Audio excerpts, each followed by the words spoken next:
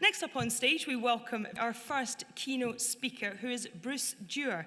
Now, Bruce is President and CEO of Lift Philanthropy Partners, who will present how the game is changing with a focus on policy information and innovation and the social impacts for major events. It's a pleasure to be here. And for many of you who don't know, but I was actually born in Scotland. I was born in Edinburgh, and I'm very proud to be Scottish. And I'm very fortunate in my job. I do two jobs. One is I'm the international advisor for the International Olympic Committee on legacy. And I get to travel the world and meet with bids, organizing committees, and really try and change how legacies are at the heart of the IOC movement, and we can make a bigger impact. And then in my day job, I guess, in Vancouver or across Canada, I work with organizations that are really trying to drive social change and impact a lot of the issues that Paul was talking about already. But again, it's a privilege to be here back in Scotland, and especially in a place like Gleneagles Hotel. No wonder it's nice to come home. And my cousin lives just down the road in Octorada, so it's very close to being home. Today, I've been given the opportunity to talk about policy and change and the need to really drive a different way of doing business in the long term. And when I first talked to Paul about doing this and the word policy, I went, people are going to go to sleep. When people think of policy, they get dry mouth. They think, why do I care about policy? Isn't that all about government? How does that relate to me? And hopefully by the end of today, you'll realize that policy isn't a dirty word. It's a word that we need to be embracing, and we need to partner different with government to get the right results. And as I walk through today's presentation, hopefully you're inspired to engage differently. And again, Paul already mentioned it, but it's great to hear a minister who's so passionate about the sector they represent and work with, and understand the needs and what the dream and what can be accomplished if you do work together. So my journey really started back in Vancouver because we hosted the games in 2010. And again, it's interesting, and you're all amazing event organizers. When you look at this picture, it looks calm. It's a perfect picture. It isn't raining. The water is flat. The lights are clear.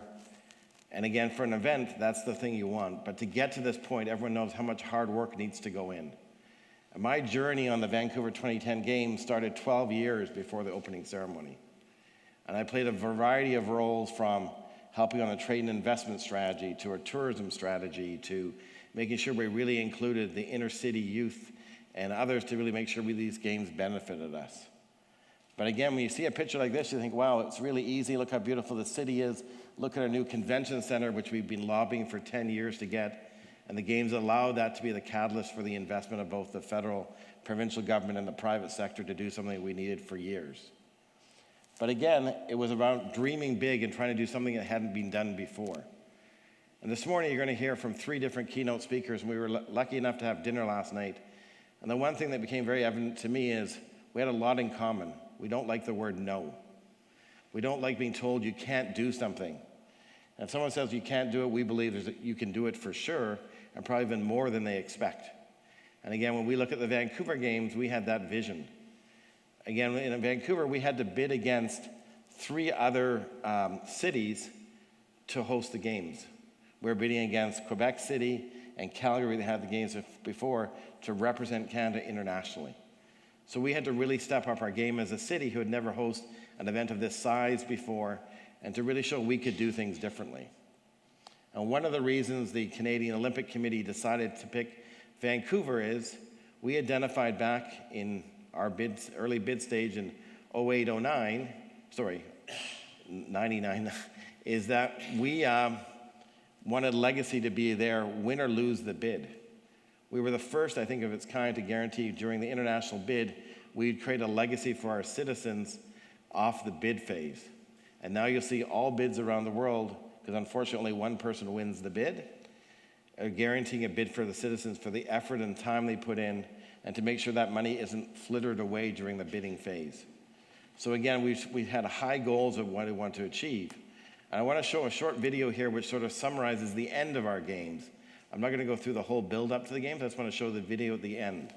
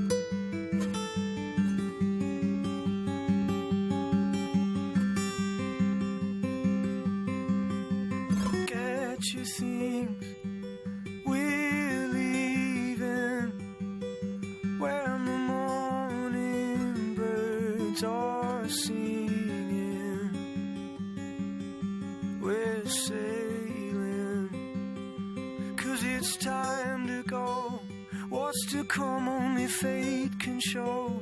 See her move like a toreador, wielding her cloak and sword like some twisted sport. But I believe if we run into red full speed, there isn't a blade beneath keen enough to pierce our skins. 'Cause we won't let it in.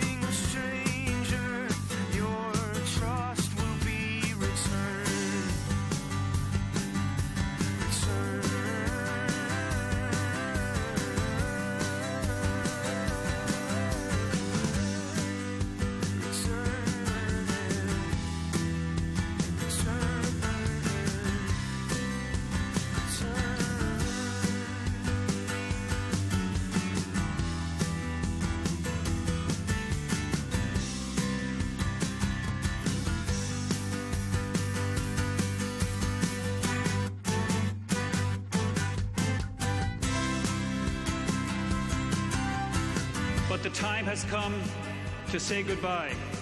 De vous dire merci, and to perhaps compare for a moment the Canada that was with the Canada that now is. So we're taking the road tonight. We're taking our aging lives, and we're waving the new goodbye. Our arms open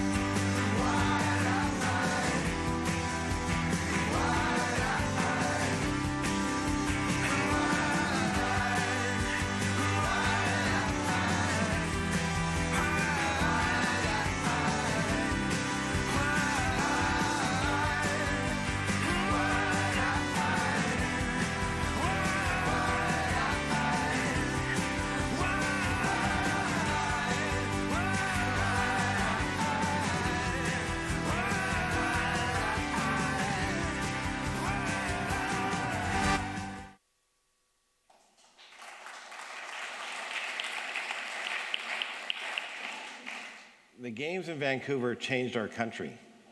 It allowed us to grow as a nation and to have pride that we never had before. We used to always see ourselves as the younger brother or younger sister to the Americans. And we were seen by the world as the nice people in Canada, but what do they really do that's different and to make a different mark on the world? And the Games allowed us to believe in ourselves and to take that passion and change who we were.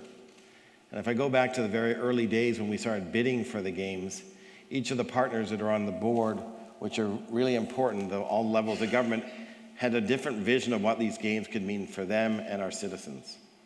And we had to tap into in this dirty word of public policy, to figure out how we can leverage that to make a bigger difference for our citizens.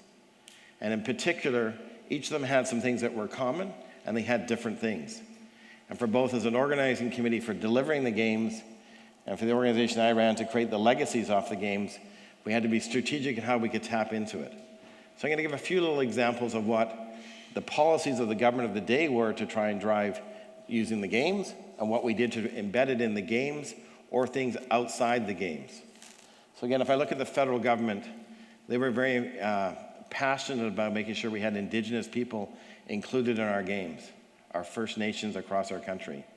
And not just as window dressing to say they were participating or on committees or they were getting some benefits, but to be actual stakeholders and partners in our games.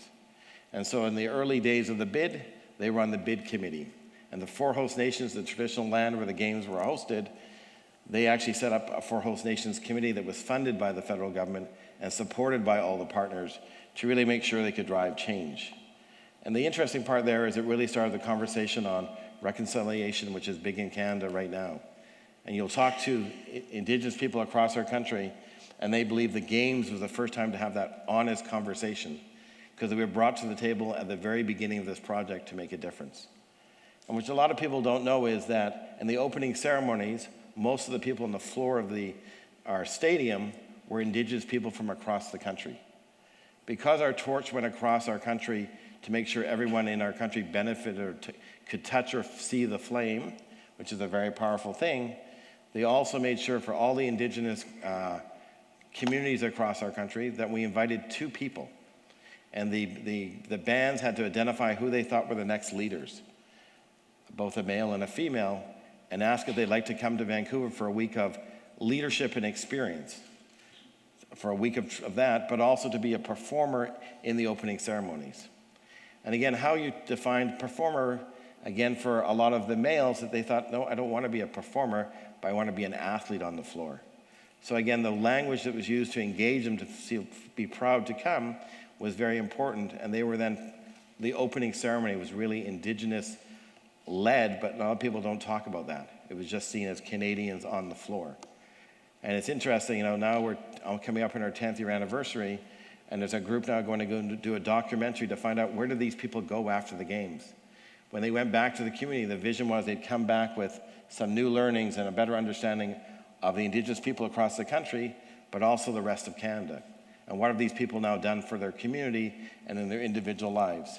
And we already know some have done some amazing things, and some unfortunately have done some not such good things, or have actually passed away because of some of the horrible conditions they're living in parts of our country. So again, that was a big thing for the federal government, but it was built into both how we delivered at games time and post games on some of the legacy. The provincial government had a variety of things. It was the first time a state or a province was so invested in the games. Traditionally, it's the federal government and the city that are the 2 that really drive an Olympic Games or a Commonwealth Games. But in the case of British Columbia, they were a guarantor of the funding, and they wanted to make sure it benefited our whole province. So again, if you look at the size of Scotland, you look at the size of British Columbia, the province that hosted the games, we're roughly the same size. Population's roughly the same size. And our government of the day wanted to ensure that this games that was in Vancouver and Whistler, down in the southern part of our province, could actually benefit the whole province. And they want to make sure in particular that tourism would benefit, that they could double tourism by 2010 or 2015 was the vision. And how could they use the games for this, but also make sure there was lasting legacies in every community, and in particular around sport tourism. How could we build sport tourism coming out of this? So one thing that we did is we said, usually an organizing committee does the acclimatization of where teams will come and train. And we said, we're not going to leave that to the organizing committee because they'll produce a piece of paper, which the minute it's printed or made available, it's obsolete. We said we will create an online website tool that we can update and have the community tell their assets they want to put on. And it can be something we use post-games to carry on to host other events. We had over 200 communities participate in that, and we had teams spread out throughout our province before the games to get used to being in British Columbia. And we hosted 200 events leading up to our games to build the capacity of volunteers and to allow communities to thrive and share. The other part was both the province and the city of Vancouver were really embracing inclusion and diversity. They wanted to make sure that every citizen could benefit from our games. A major event quite often leaves those behind even further behind. And that's not what we wanted to see from the Vancouver Games. The two big funders said that's not what we're investing in our games. And we had a referendum in Vancouver about do we host these games or not. As Paul mentioned, there could be more citizen debates and votes on do you host major events. And we had that in Vancouver, and we were fortunate we won. But because of that process, I think we had a much better games. We heard what people didn't want our games to do. They didn't want to see the streets being swept of people who were homeless. They wanted us to make sure we had better homeless initiatives and programs. They wanted better social housing. They wanted to make sure those with people with disabilities could attend events and be at their best to participate and be involved in the Culture Olympiad and make sure we're being really inclusive. So we built a different games that was really about our citizens to make sure this could happen.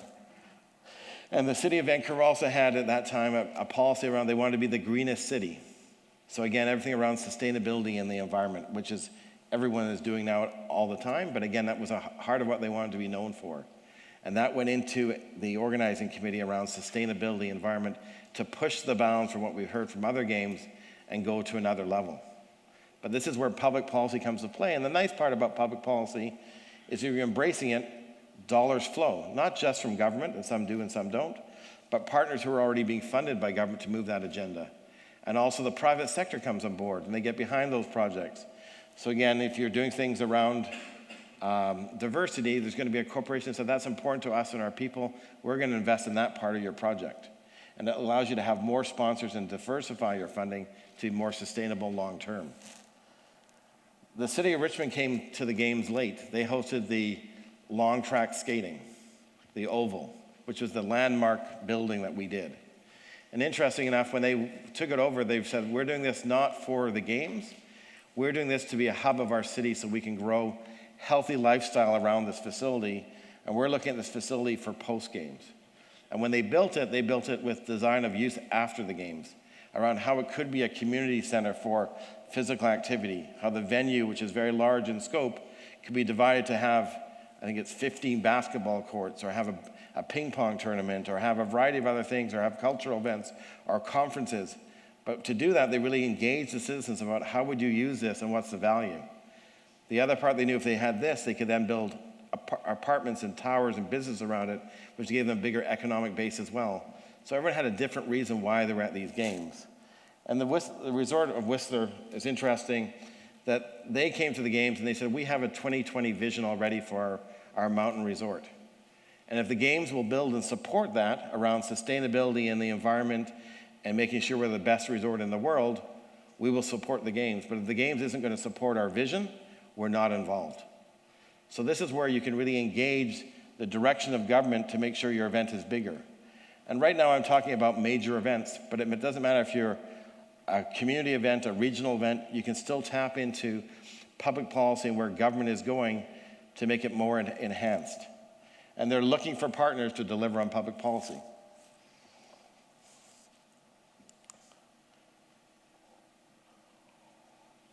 So the organization I ran back in the games was called 2010 Legacies Now.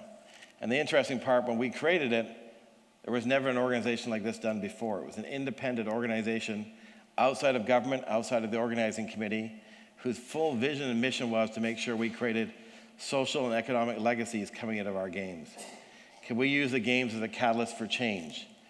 And I think we had the best job or the most fun job in the world, and that we would wake up every morning to say, how do we make these games make a difference to our citizens? How do we make sure this is really going to benefit them? We didn't have to worry about selling tickets or dealing with the International Olympic Committee and the challenges between government relations. We didn't have to worry about building the venues. We didn't have to worry about dealing with international federations. We were all about how do we make sure these games are a catalyst for positive social change. And because we were unique in the space, we could do things that people didn't do before. The IOC didn't know where we fit. The government didn't really know where we fit, even though they were big funders of ours. And the organizing committee definitely didn't know where we fit. So we just carried on, especially in those first 2 years when a committee is being set up, we kept on delivering on the promise of the bid, that we would create benefits for our province. And by the time the Games was there, we had worked in 400 communities across our province. We did a lot of community outreach, and we did events in every part of our province and invested in cultural events there. So when the torch relay went round, it wasn't just a Canada torch relay, it was definitely a local community feel and celebration. And we learned a lot of that from looking at other games, Commonwealth Games, the games in Trina when they used the plazas and et cetera.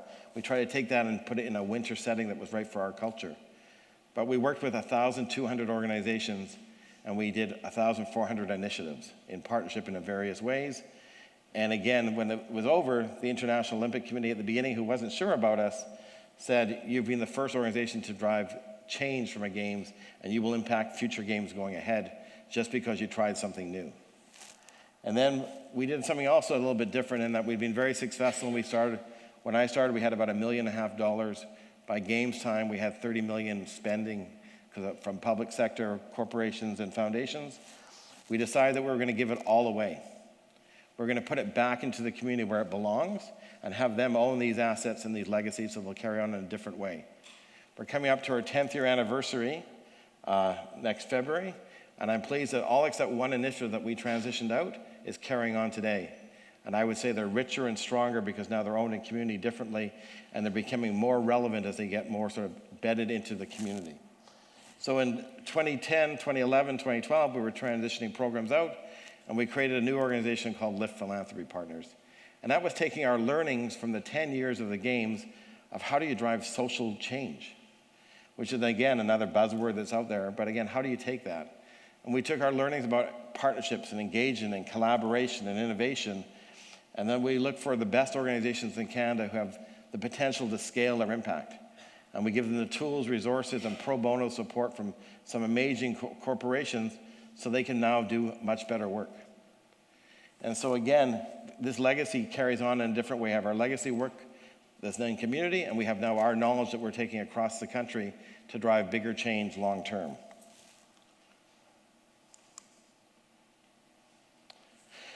It's interesting, when we set up Lift, we were all about what if.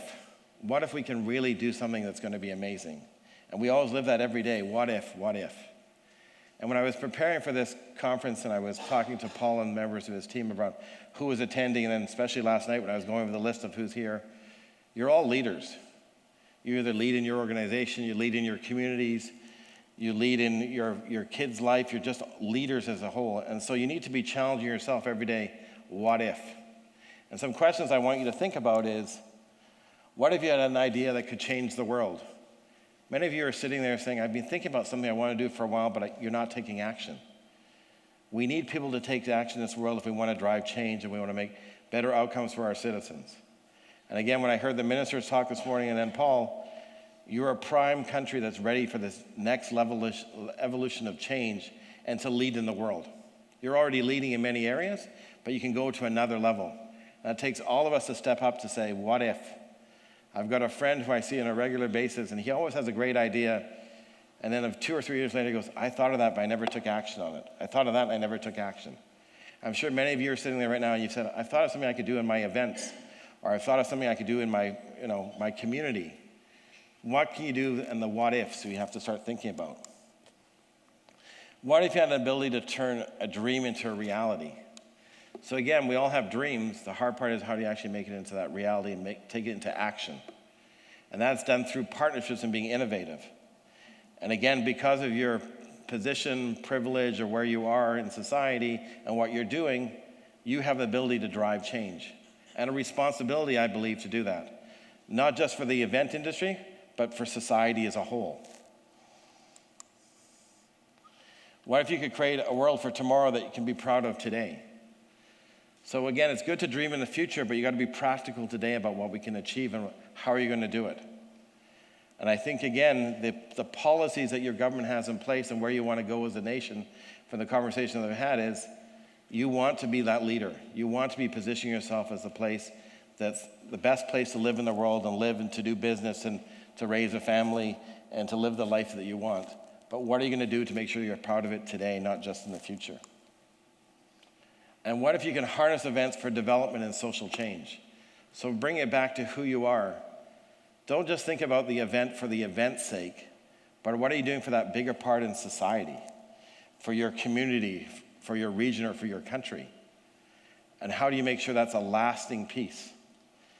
And again, some of you will be sitting there going, well, that's really nice, but I'm just putting on an event for kids to ride bicycles, or to do a walkathon, or a running, or a small golf tournament, or whatever it may be. But you can impact and change people and inspire people to do things differently if you build that into it and you think about it today. Not after the fact and go, we should have done that, we should have done this. And the only way you can actually bring that to life is if you do it through partnerships. But partnerships aren't easy, and we'll get into that in a minute. The other part is, we've got challenges, and Paul talked a little bit around this. We've got climate change, quality of water, the divide between rich and poor, which is getting bigger. Social inclusion, which is a big part for all of us around how to make sure everyone is participating and at their best, and at their podium so they can be at the best of who they are. Gender equality. Again, how are we going to make sure that we are really embracing and making sure that's front and center? If you look at the top 500 companies in the world, the ones that have better equality or have women leading are the leading companies. How come we don't have that? And again, I look in the room, and there's a lot of women in this room. I go, in some countries, there's 5% are women, the rest are all men. We need to be looking at who we are, and the audience needs to match who we're representing. There's conflict that we're dealing as a world issue. There's urban-rural divide that's getting worse. People coming into the urban centers and what's happening in the rural communities. The United Nations is got this sustainable development goals, and they see that sport and culture can impact this and drive change. So you see more and more events saying, how are they tying to this to show the benefits? So especially when you're going to start looking at reporting out and showing the long-term play in this. So again, making sure you're aware of this and saying, what are we doing around health and well-being? What are we doing around education? Is there a way to engage that in your program and find a partner who can deliver and extend that reach? And again, the public policy piece is, how do you harness that? Government wants to drive change based on what the citizens need and want and what they're looking for. Are you tapping into that? When we were 2010 Legacies Now, the first thing we did is we looked at every minister's letter about what their mandate was, what they needed to achieve. Then we figured out who they were doing that with, and then we'd go to them and say, we see you're not doing X and Y, you're doing it. We can be a delivery agent for you. We can help you. Government wants people to help them deliver so to make sure the citizens are really going to benefit. And this is an opportunity for, I think, to do some major unique things. And I think, I looked at, the government policies of Scotland. There's some amazing policies in there that really tie to events and what you're doing already. How do you harness that and highlight that in a different way? Again, Paul touched on this one again. There's new experiences. People want to get their information differently. Again, I arrived in Scotland on Saturday, and I was very interested in the women's U.S. Open final because a Canadian won it, which is amazing for us. And again, I couldn't find it on TV, and I finally found it on an app. But it took me a while to find that out. It was at the end of the second set, and she hung on and won it, which was great. But again, they want different experiences, real time. They want to interact differently. They want experiences with the athlete or the performer. And so what are you doing to embrace technology? Now, it's interesting, the International Olympic Committee, which a lot of people look at as this big monster of an organization. And I'm an advisor to them, so what I say now is my own personal opinion. I'm not speaking on behalf of the International Olympic Committee, but they realized they needed to change. They needed to be more relevant. They needed to make sure they were more accessible in a variety of fronts. So they looked at this Agenda 2020.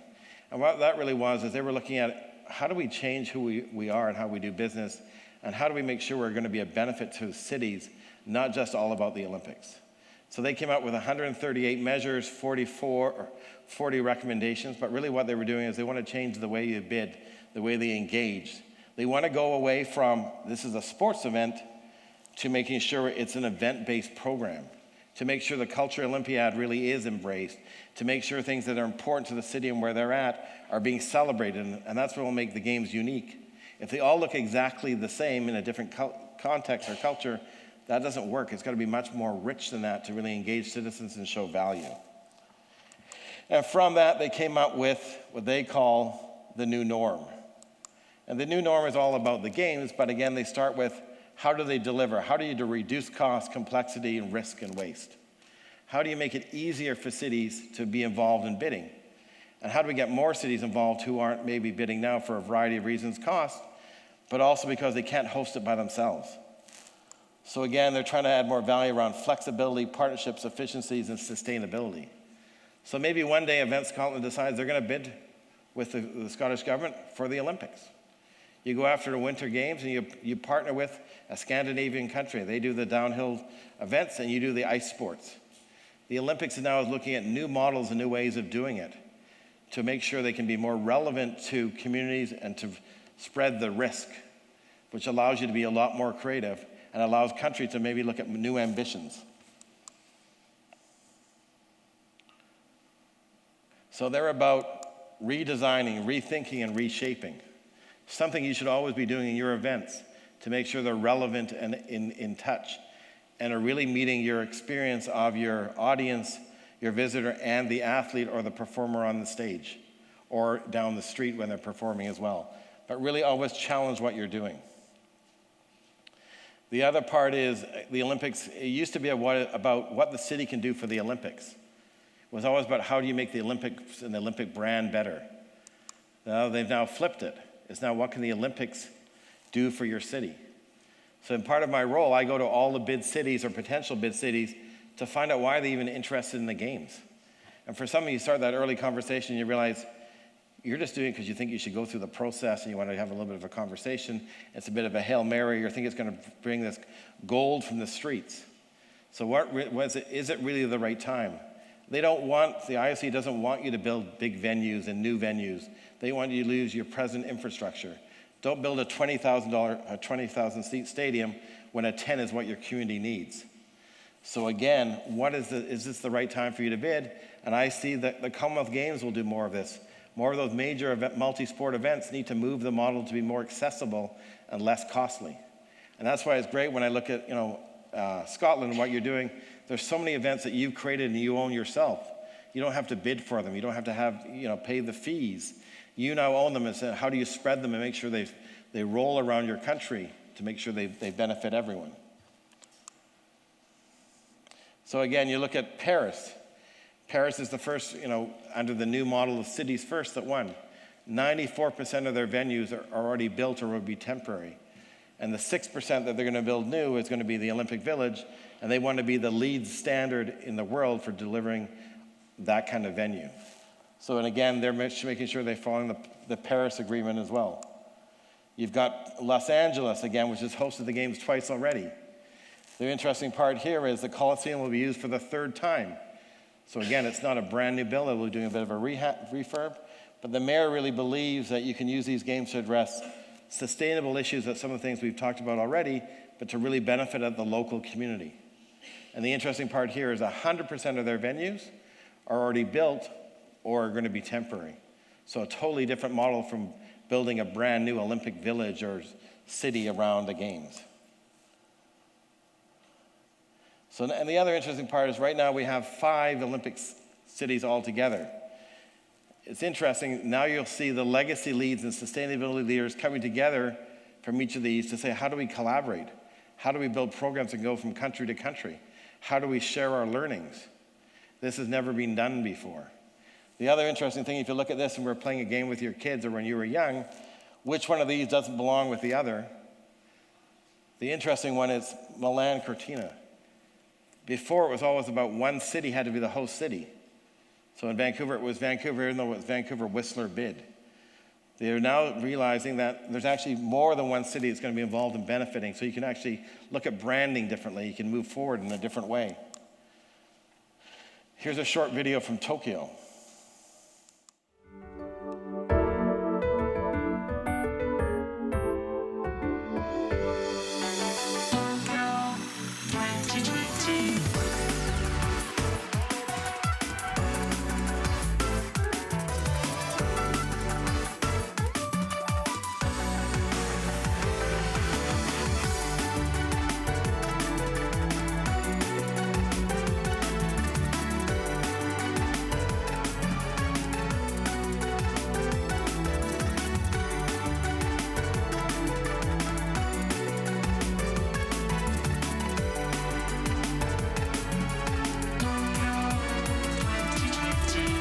Tokyo 2020.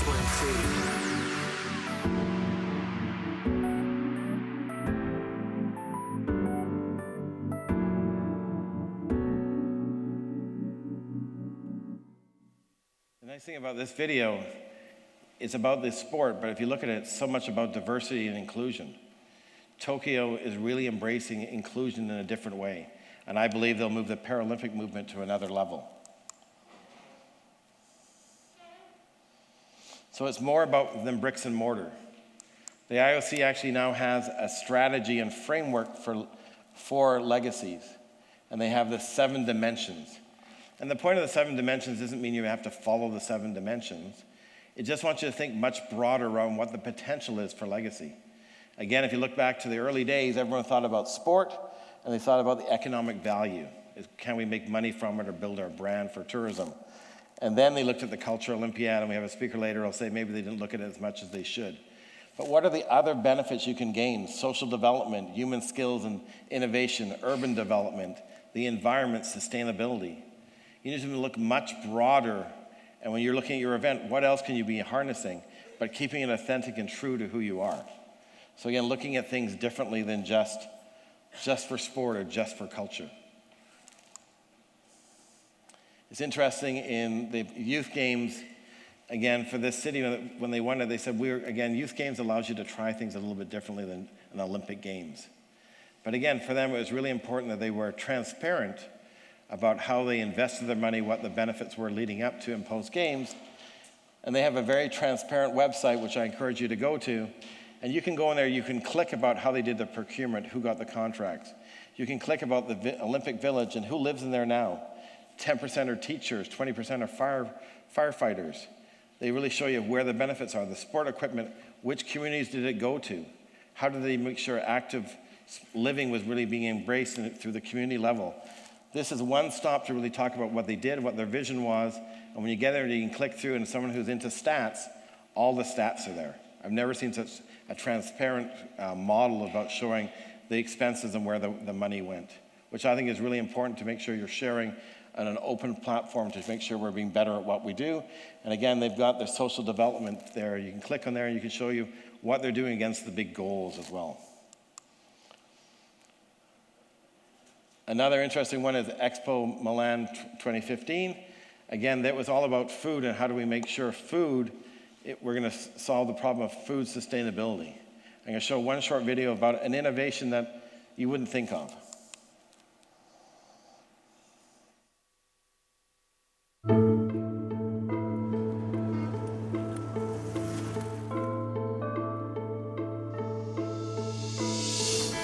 Tutti in attesa, sto in attesa di tutti i dormitori di Milano. Chiedo soltanto che avrò una casa. Parce que comme je n'avais pas la vue sur là, peut-être on va me tuer, c'est pour cela que je n'étais pas pris. Massimo said, what if we opened a soup kitchen cooking with the waste from Expo? Saving the bread, we don't throw away anything. Todo quello che teneva nel frigorifero è là.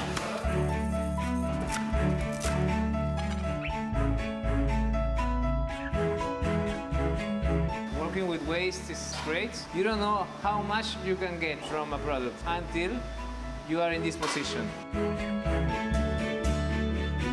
It comes natural for a lot of cooks to want to take care of people, because that's what we do every day. You feed people. You know that you are in this for life, right? This project. This is for life. For life. For life.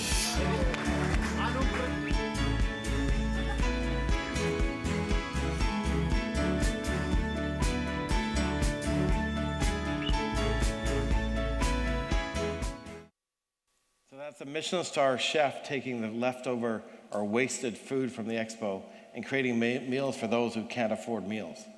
The interesting part is this then went to Rio, it's going to Tokyo. It can be done anywhere. And even in the city where they first did it, they now have other sources so they can carry on doing that. Again, it was done in partnership. It fit with the policies that were announced during 2015 around for Milan around their city and sustainable food. And again, it was just a different way of doing it. Another example is Copenhagen using eSport. And again, for every city, they want to make sure they can get and retain talent. And so they said, how can we use the eSport to do that? And they created a campaign, and if you were seeing this live, the Copenhagen changes to Copenhagen. And what they realized is the audience who comes to watch eSport are programmers, engineers, all the social side, and they ran a campaign to see if they could attract them to come and live in Copenhagen. They invested only $86,000. It ended up leading to 30 people being employed, but they identified 900 people around the world who might potentially come to Copenhagen. Again, using games differently on a different platform to be more innovative and drive solutions. Another one we did in Canada, and again, it was interesting, and I know I'm tight on time, is again, with the federal government, with Canadian Tire and CBC, we started looking at health and how do we find health innovation. The federal government wanted to do an innovation project, and they wanted to do just a normal granting program. We convinced them to do it online and to trust the public and get nominations. We ended up doing a TV show with Canadian Tire to highlight the issues of health and obesity in Canada, and it identified the 6 best projects in Canada, and the federal government committed $1 million. But it was a social campaign to drive change. And again, we launched it during the Olympics in Sochi, because we had the games, and we could do that as well to link things, not just an event that we're hosting, but maybe an event in another part as well. Skip that video. So again, in Scotland, you are the perfect stage. You're doing some amazing things, and you're amazing event organizers. It's how do you go to that next level? How do you make sure you're really benefiting your citizens? So the quick 10 takeaways I'd like you to walk away with today are making sure you redesign, rethink, and reshape every event you do. Can it be better? Can you make a bigger impact? Putting sustainability and legacy at the heart of every event. Think about your citizens first, not just the event, but how can this really start changing what's happening in Scotland, leading up to and well beyond whatever your event is. Take advantage of public policy and build it into your event and delivery. It will unlock new opportunities, and you'll get more people engaged at the local level. It'll also allow you to leverage public policy to create other funding opportunities. Some from government, but not just being reliant on government. Corporations will come to the table differently if they see a bigger social benefit to citizens as well and a way to engage with you differently.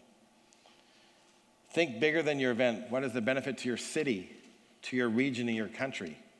Think big and think bold. Your event can have a much bigger impact than you know. Build a partnership and collaborate.